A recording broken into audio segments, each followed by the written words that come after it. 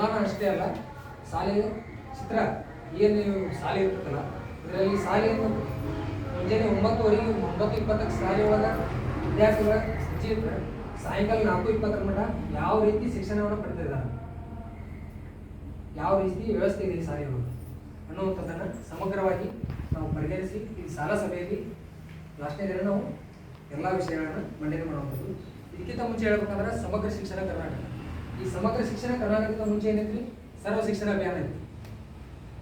ಸರ್ವ ಶಿಕ್ಷಣ ಅಭಿಯಾನ 6 ರಿಂದ 14 ವರ್ಷಗಳ ಮಕ್ಕಳಿಗೆ ಕಡ್ಡಾಯ ಶಿಕ್ಷಣ ಐತಿ. ಏನು 2018-19 ಸಾಲಿನಲ್ಲಿ ಕೇಂದ್ರ ಸರ್ಕಾರ ಪ್ರಾಯೋಜಿತ ಯೋಜನೆಯಾಗಿ ಏನು ಸರ್ವ ಶಿಕ್ಷಣ ಆಗಿರ್ಬೋದು, ಸರ್ವ ಶಿಕ್ಷಣ ಅಭಿಯಾನ ಆಗಿರ್ಬೋದು, ರಾಷ್ಟ್ರೀಯ ಮಾಧ್ಯಮಿಕ ಶಿಕ್ಷಣ ಆಗಿರ್ಬೋದು, ಶಿಕ್ಷಕರ ಶಿಕ್ಷಣ ಆಗಿರ್ಬೋದು, ಈ 3 ಯೋಜನೆಗಳನ್ನು ಒಗ್ಗೂಡಿಸಿಕೊಂಡು ಸಮಗ್ರ ಶಿಕ್ಷಣ ಕರ್ನಾಟಕ ಅನ್ನುವಂಥದ್ದನ್ನು 2018-19ರಲ್ಲಿ ಜಾರಿಗೆ ಮಾಡ್ತಾರೆ. ಇದರ ಕೇಂದ್ರ ಸರ್ಕಾರದ ಪ್ರಾಯೋಜಿತ ಯೋಜನೆ.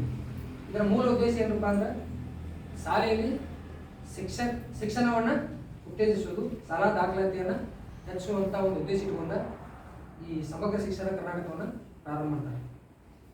ಏನಿದ್ರ ಜೊತೆಗೆ ಏನು ಹುಡುಗರು ಜಾಸ್ತಿ ಆಗ್ಬೇಕಾದ್ರೆ ಏನು ಕಾರಣ ಏನಾಗ್ಬೇಕ್ರಿ, ಯಾರು ಕೈ ಜೋಡಿಸ್ಬೇಕು?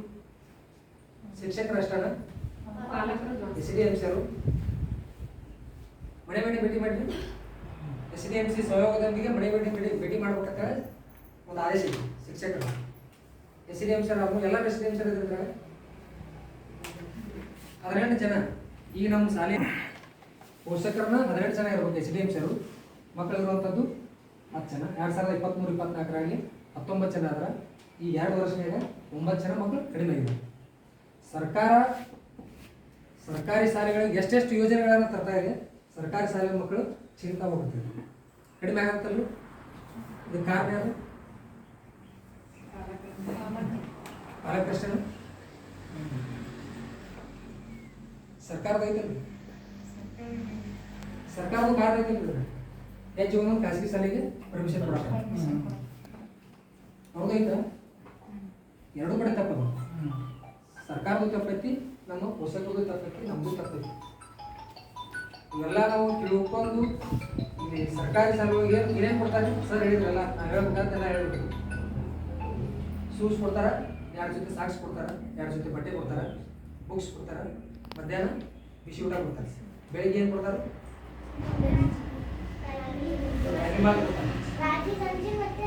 ಹಾಲು ಕೊಡ್ತಾರೆ.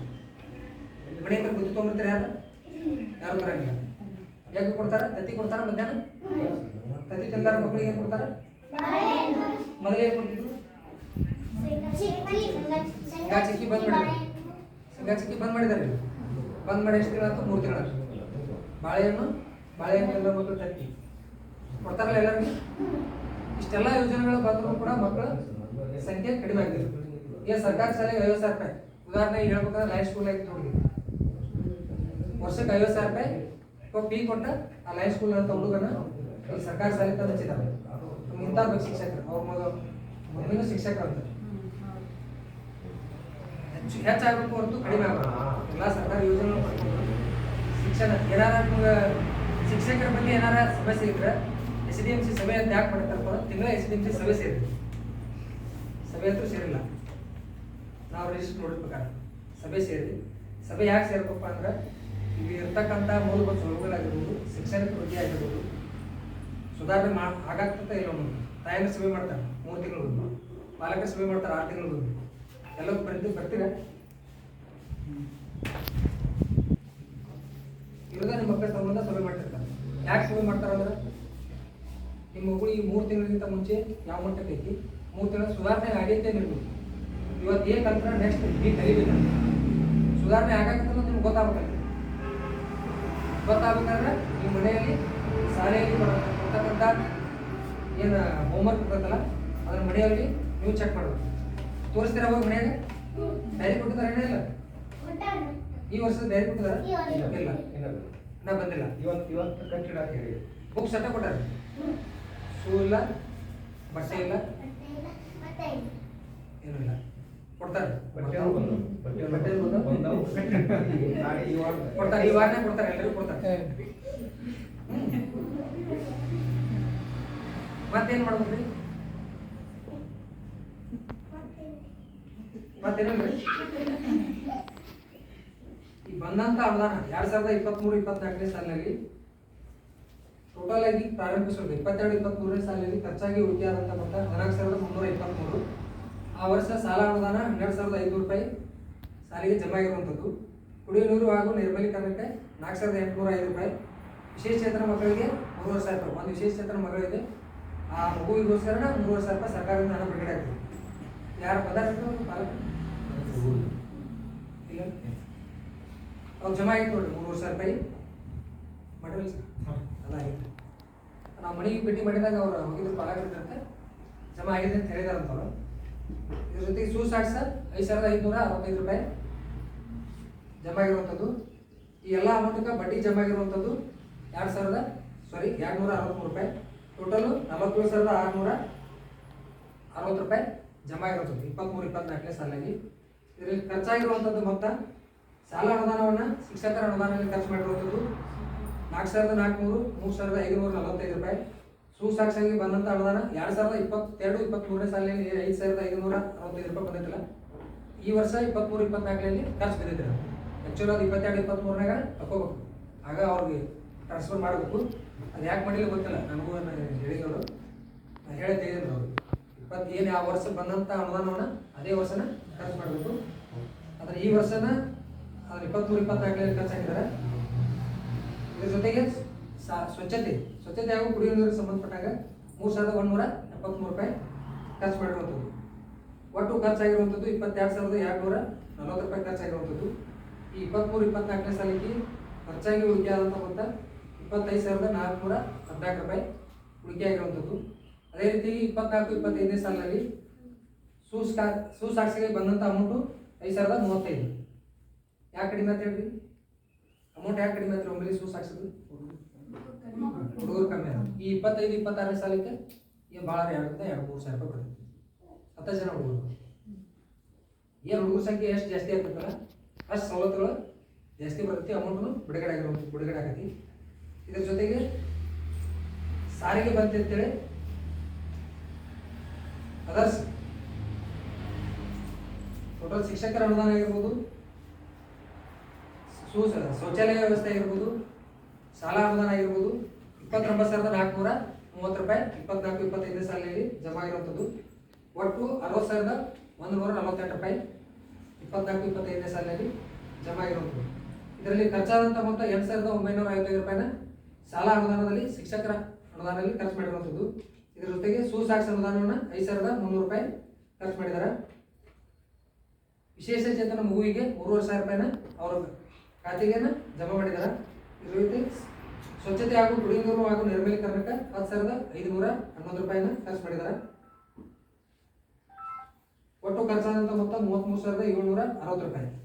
ಇದೇನು ಖರ್ಚು ಮಾಡಿರ್ತಿರಲ್ಲ, ಒಂದು ಸ್ಟಾಕ್ ಲಿಸ್ಟ್ ಅಂತ ಇರ್ತೈತಿ ನಿಮ್ಮ ಗೈಡ್ಲೈನ್ಸ್ ಒಳಗೆ ಐತಿ. ಸ್ಟಾಕ್ ಲಿಸ್ಟ್ ಮಾಡಿರಿ.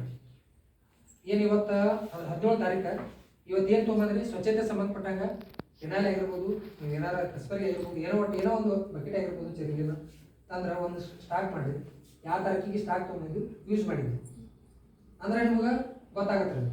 ಸ್ಟಾಕ್ ಲಿಸ್ಟ್ ಕಂಪಲ್ಸರಿ ಇರಬೇಕು. ನೀವು ಅಧ್ಯಕ್ಷರು ಉಪಾಧ್ಯಕ್ಷರು ಅಂತ ತಿಳ್ಕೊಬೋದು. ಯಾಕಂದ್ರೆ ಅಧ್ಯಕ್ಷರ ಸಹಿ ಇಲ್ಲ, ಏನೋ ₹1 ಖರ್ಚಾಗಲ್ಲ. ಇಲ್ಲ ಅಧ್ಯಕ್ಷರೇ ಆದಲ್ಲ ಸರ್, ಅದ ಬಂದಿಲ್ಲ ಹೇಳಿದ್ರೆ ನಾನು ಅಧ್ಯಕ್ಷರು ಯಾರು?